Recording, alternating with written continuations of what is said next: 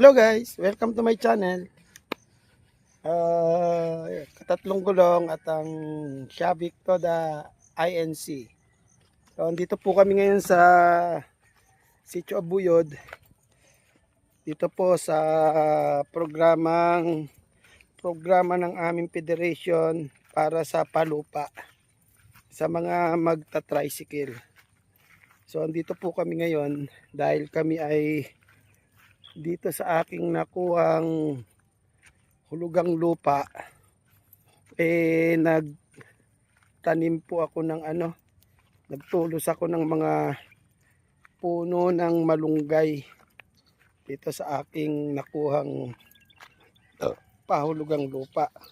So sa napakamurang halaga. So ito po, iniikot po natin ngayon at